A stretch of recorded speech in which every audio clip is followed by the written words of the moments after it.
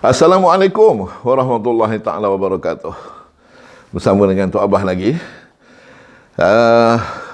Kali ini Tok Abah nak berkongsi sedikit cerita kawan-kawan Tok Abah yang menceritakan kekesalan mereka akibat daripada flip-flopnya keputusan Kementerian Pendidikan.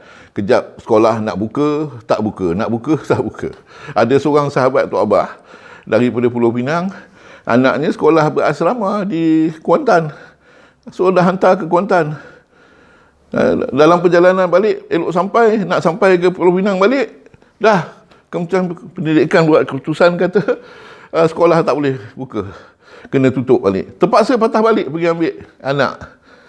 Begitu juga ada beberapa orang lagi yang menceritakan tentang bagaimana di awal tahun kemarin terpaksalah mengeluarkan belanja, beli, menyediakan perkakas sekolah, beg sekolah, nak beli baju sekolah, buku sekolah, yuran, memikirkan pembelanjaan anak untuk disiapkan kerana dikatakan sekolah akan dibuka.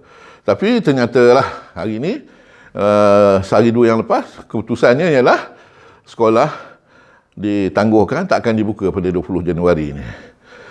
Bagi Tok Abah, benda ni suatu yang tak sepatutnya berlaku.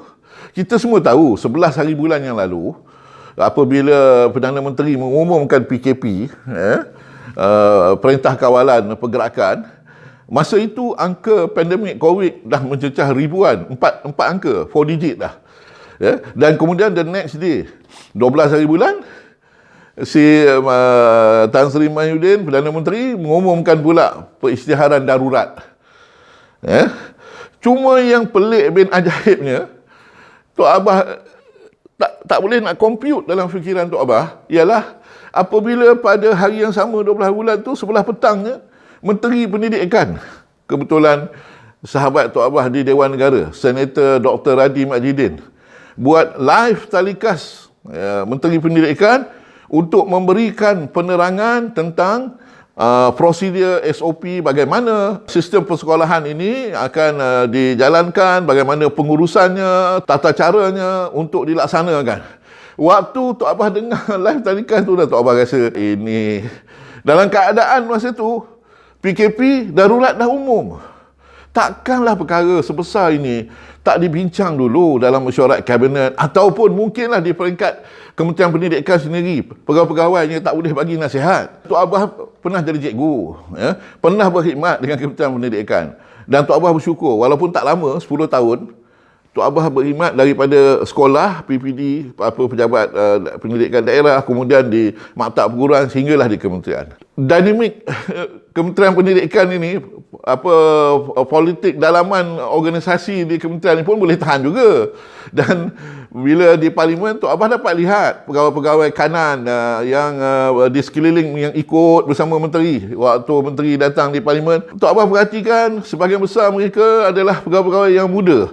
Dan Tok Abah yakin mereka ni pengalaman sama ada di sekolah ataupun mungkinlah di institusi pendidikan macam maktab perguruan ke, ataupun di politeknik ke, yang diangkat menjadi pegawai kanan di kementerian untuk membantu menteri. Tapi melihat cara mereka tu, Tok Abah terdetik di hati, mereka ni ada atau tidak pengalaman dalam segi pengurusan pembelajaran dan pengurusan educational management ini. Because dia bukan satu yang mudah tau, daripada kementerian ke pejabat pendidikan negeri, ke PPD, dan akhirnya sampai ke sekolah. Jadi akhirnya menimbulkan kecelaruan dan ketidakpuasan hati, dan orang amat kecewa dengan cara yang dilakukan oleh Kementerian Pendidikan hingga menyebabkan suasana jadi kelang kabut, kecoh dan bercelaru. Bagi Tok Abah, perkara ini sebenarnya berkait rapat dengan kelemahan kerajaan yang dipimpin oleh Tan Sri Mahyudin ini untuk memberikan kepimpinan kepada eksekutif. They fail to provide the leadership. Menteri ramai, timbalan menteri pun ramai, kabinet yang paling besar, but they fail to provide the leadership to the executive. Akhirnya eksekutif dictate menteri untuk ini dan dengan proklamasi darurat, dengan perisytiharan darurat, memberikan legitimasi kepada eksekutif ini untuk this is the decision, yang akhirnya kesan yang terpaksa ditanggung ialah derita rakyat. Bagi Tok Abah, very simple. Kembalikan semula kuasa legislatif. Ya. Dalam keadaan kita kata kita kena beri dokongan, kena bersatu untuk membantu menangani COVID-19, isu ekonomi yang makin parah, kerajaan yang lemah, yang tak ada sokongan yang kuat ini memerlukan dokongan daripada ahli-ahli parlimen kita. Darurat telah melumpuhkan peranan parlimen. Kembalikan semula peranan ahli parlimen kita supaya semua dapat memberikan pandangan melalui institusi yang sah dalam konteks demokrasi yang menjadi amalan dalam pembinaan negara bangsa kita. Demokrasi berparlimen, raja berperlembagaan, ini menjadi fundamental yang sangat penting dalam urus tadbir, dalam governing, dalam tata kelola kerajaan. Sebab itu bagi Tok Abah menyeru sekali lagi. Terimalah hakikat bahawa kepimpinan Tan Sri Mahyudin ini is only a failure lah. Ya. Tak payah bercakap soal legitimacy tentang kedudukan kerajaan yang ada. Tetapi if you cannot provide the leadership, then bagi peluang lah. Bagi peluang orang lain. Kalau tak boleh, tak nak turun dari tahta kuasa pun, bagi peluang untuk kita sama-sama membantu. Jangan biarkan derita rakyat ini berpanjangan. Pengumuman yang dibuat oleh Perdana Menteri hari ini pun tak ada apa pun yang istimewanya. Yang biasa aja. Way forward kita tak tahu bagaimana. Dalam keadaan yang sangat sukar ini, Tok Abah bermohon sangat-sangat. Dr. Radhi Majidin adalah kawan baik ya Tok Abah di Dewan Negara kan. Tok Abah kenal dia pun kenal Tok Abah.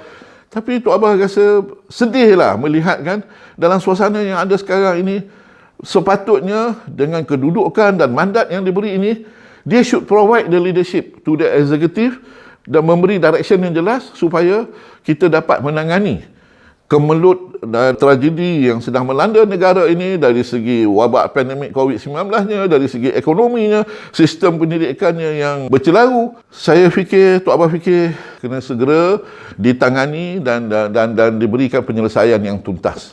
Sebab itu akhirnya Tok Abah mohon supaya kembalikan semula kuasa legislatif, iaitu parlimen ini perlu dikembalikan semula peranannya supaya check and balance dan supaya semua mereka yang telah dipilih oleh rakyat, yang telah diberi mandat untuk mewakili rakyat ini dapat memberikan pandangan, memberikan juga input, memberikan juga pemikiran mereka bagi membolehkan kita menangani COVID-19 dan menguruskan negara ini dengan cara yang lebih baik. Sekian, wabillahi taufiq wa hidayah. Assalamualaikum warahmatullahi taala wabarakatuh.